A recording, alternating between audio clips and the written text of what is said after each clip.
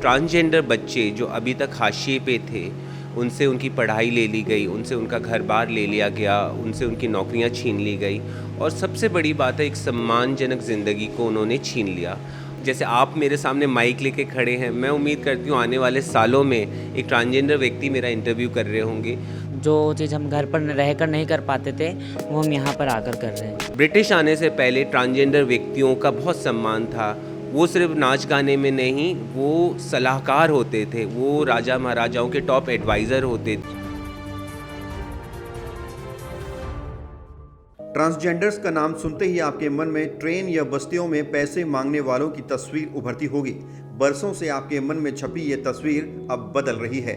आज हम आपको लेकर आए हैं गरिमा गृह में, जो किन्नर समाज के लिए बनाया गया है। सीतापुर के इस गरिमा गृह में कई किन्नर्स अपनी आंखों में कई अरमान सजाए हुए हैं। इन्हें कामयाब नहीं बल्कि काबिल बनाया जा रहा है ताकि कामयाबी खुद इनके पास पहुंच सके। सेंट्रल गवर्नमेंट का ये प्रोजेक्ट है, आप इसे ट्रांसजेंडर्स का शेल्टर होम भी कह सकते हैं। यहाँ तमाम तरह की पढ़ाई होती है, एजुकेशन होती है और जो ये लोग हैं इन्हें काबिल बनाया जाता है ताकि इन्हें जीवन में कोई परेशानी ना हो। क्या कुछ ये प्रोजेक्ट है, क्या कुछ यहाँ पढ़ाई की जाती है, ये समझने के लिए आज हम यहाँ पहुँचे हैं और मेरे साथ प्रोजेक्ट हेड हैं रुद्राणी, जिनसे बात करेंगे। मैम, क्या है ये पूरा प्रोजेक्ट? ये गरिमा गृह इस प्रोजेक्ट का नाम है। ये project ministry of social justice and empowerment और national institute of social defence द्वारा दिया गया है। इस प्रोग्राम का मुख्य उद्देश्य ये है कि ट्रांसजेंडर बच्चे जो अभी तक हाशिए पे थे, उनसे उनकी पढ़ाई ले ली गई, उनसे उनका घर-बार ले लिया गया, उनसे उनकी नौकरियां छीन ली गई और सबसे बड़ी बात है एक सम्मानजनक ज़िंदगी को उन्होंने छीन लिया।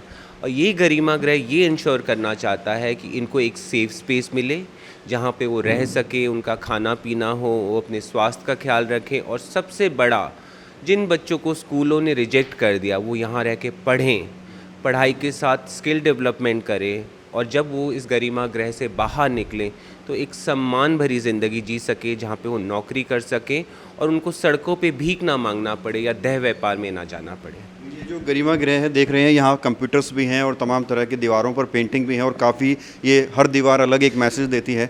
क्या कुछ पढ़ाई यहाँ की जाती है? सबसे पहले जो बच्चों की डिमांड थी, हम ऐसा नहीं कि हम बच्चों पे थोपते हैं, तो बच्चों ने बोला कि इंग्लिश बहुत ज़रूरी है। तो पिछले करीबन अभी 1.5 साल से ऊपर हो गया, बहुत बच्चों ने यहाँ इंग्लिश सीखा है। फिर उसके बाद कंप्यूटर इनकी दूसरी डिमांड थी, तो कंप्यूटर की क्लासेस बच्चे करते हैं और साथ में अलग अलग तरह के स्किल डेवलपमेंट प्रोग्राम ये लोग सीख रहे हैं, जिसमें बांस से सामान बनाना, कैंडल बनाना, सूखे हुए फूलों से चीज़ें बनाना, ताकि उनको ये बेच सकें और अपने लिए एक रास्ता तैयार कर सके। और आने वाले समय पे हम और भी ऐसे टाई अप कर रहे हैं जहाँ पे इनको फुल स्कॉलरशिप मिले ताकि ये अपनी उच्च स्तर की पढ़ाई कर सकें या बिज़नेस स्टार्ट कर सकें या जो भी ये अपनी ज़िंदगी में चाहते हैं उसको पा सकें। जो मोटिव आप लेकर चल रहे हैं, आप इन लोगों को ट्रेन करते हैं, एजुकेट करते हैं और आप चाहते हैं कि बाहर किसी ऑर्गेनाइजेशन में काम कर सकें, तो आपको नहीं लगता कि कहीं ना कहीं उसमें भी चैलेंजेस आएंगे बाहर ऑर्गेनाइजेशन में भी, और उसमें भी गवर्नमेंट को सपोर्ट करना चाहिए आप लोग? देखिए, हमने 2005 में मित्र जो हमारी संस्था इसकी स्थापना करी थी। मैं आपको ईमानदारी से बता रही हूँ, हमने सोचा नहीं था कि ये दिन हम देखेंगे। अगर हम केंद्रीय सरकार की मदद से आज यहाँ पहुँच गए हैं तो वो भी दूर नहीं है। आपको हर ऑफिस में आपको एक ट्रांसजेंडर व्यक्ति दिखेगा और जैसे आप मेरे सामने माइक लेके खड़े हैं, मैं उम्मीद करती हूँ आने वाले सालों में एक ट्रांसजेंडर व्यक्ति मेरा इंटरव्यू कर रहे होंगे। तो ऑप्टिमिस्टिक रहना बहुत ज़रूरी है। और कभी आप अपना इतिहास देखेंगे, भारत का इतिहास, ब्रिटिश आने से पहले ट्रांसजेंडर व्यक्तियों का बहुत सम्मान था। वो सिर्फ नाच गाने में नहीं, वो सलाहकार होते थे, वो राजा महाराजाओं के टॉप एडवाइज़र होते थे, वो सारे कामों में इन्वॉल्व रहते थे। तो मेरे ख्याल से भारत बहुत ही रिच कल्चर से है और वो कल्चर हम दोहराने जा रहे हैं। जो ब्रिटिश मानसिकता से हम घिनौनी नज़रों से लोगों को देखते थे, वो दूर हो रहा है।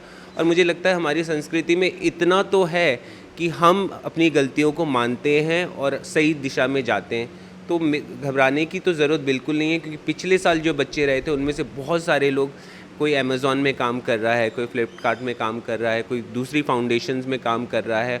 और अभी बहुत सारे लोग हमारे पास आए हैं जो कह रहे हैं कि हम इन बच्चों को, जैसे ही इनकी पढ़ाई पूरी होती है, हम इनको अपने साथ काम देना चाहते हैं। इन लोगों के सपने पूरे करने में गरिमा गृह मददगार साबित हो रहा है। यहाँ ये सभी लोग एक परिवार की तरह रहते हैं। सच कहें तो ये अपने घर से ज़्यादा यहाँ अच्छा महसूस करते हैं। से सुबह हम उठते हैं, सब लोग अपना मॉर्निंग में उठते हैं, फिर पार्क भी जाते हैं और उसके बाद आने के बाद अपना नहाना, फ्रेश होना, फिर ब्रेकफास्ट करना। ब्रेकफास्ट करने के बाद हम सीधे यहाँ पे आते हैं ट्रेनिंग रूम में। अपनी जो क्लासेस हमारी होती हैं वो क्लासेस हम लेते हैं। कंप्यूटर पे जो हमारी मैम जो क्लास लेती हैं उसकी जो प्रैक्टिकली होती है वो बैठ के हम यहाँ पे करते हैं। और फिर हमारा 2 बजे के टाइम में लंच होता है, लंच करते हैं। फिर लंच करने के बाद हम नीचे आते हैं और फिर अपना जिसका जो काम होता है अपना अपना होमवर्क करना, पढ़ाई करना, हर एक चीज़ को हम ऐसे लेके फिर यहाँ पे बहुत ही खुश रहते हैं। हाँ, हम लोग यही कोशिश करते हैं कि जो माहौल इन्हें घर में नहीं मिला या जिस चीज़ की इन्हें कमी महसूस हुई हो, गरिमा गृह, आप इसका मतलब समझ सकते हैं। बहुत ही डीप मीनिंग है इसका कि गरिमा भी है और गृह भी है। तो वही उसी डिग्निटी के साथ इनको यहाँ सम्मान के साथ और इक्वलिटी के साथ सबके साथ पेश आकर एक ऐसा एनवायरनमेंट देकर जहाँ ये खुल के जी सकते हैं, अपनी चाहतों को पूरा कर सकते हैं, पढ़ सकते हैं बिना किसी रोक टोक, बिना किसी ताने या ज़ोर ज़बरदस्ती के। आप कब से? मैं अगस्त से हूँ, यहाँ पर रह रही हूँ। मुझे एक फैमिली जैसा फील होता है यहाँ पर, क्योंकि मेरे को एक फैमिली की तरह लगता है, क्योंकि ये सारी मेरी फैमिली है। मैं जब आई थी तो मैं बहुत ज़्यादा सहमी हुई रहती थी, पर धीरे धीरे यहाँ रहते रहते मेरे को ऐसा लगने लगा और अपनी फैमिली की तरह लगने लगा। मुझे यहाँ तक कि है कि मैं अपनी फैमिली में जाऊँगी शायद से मैं इतनी खुश नहीं रह सकती जितना मैं यहाँ रह सकती हूँ। हमारी रुद्रानी मैम है, बेला मैम है, मोनू सर हैं, ये हमें एक फैमिली की तरह रखते हैं। आपका क्या नाम है? मेरा नाम रवीन कुमार है। कितनी एज है? 23 रनिंग। अच्छा, कैसा यहाँ एक्सपीरियंस रहता है आपका? मैं अभी यहाँ 1.5 महीने से हूँ। ऐसा यहाँ पे मुझे फैमिली जैसा लगता है, क्योंकि मेरी फैमिली में जैसा मैं चाहता था वैसा रहा नहीं। तो यहाँ पे मैं बहुत खुश हूँ जब से आया हूँ। हाँ। इसमें स्टाफ के लोग भी हैं। आप स्टाफ से? जी नहीं, कितने टाइम से आप यहाँ? मुझे यहाँ 2 महीने हो गए पूरे। तो कहाँ रहते हैं आप? पहले कहाँ रहते थे? मैं MP से हूँ। तो कैसा यहाँ पे एक्सपीरियंस है आपका, कैसा अनुभव?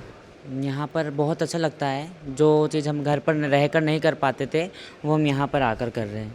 और हमारे सर मैडम जो स्टाफ के लोग हैं काफ़ी बहुत अच्छे हैं और हमारा बहुत ध्यान रखते हैं। आगे का क्या आपने प्लान किया हुआ है? आगे यहाँ पर हमें पार्लर का कोर्स करा रहे हैं और मैं पार्लर का कोर्स कर रही हूँ और आगे मॉडलिंग करना चाहती हूँ।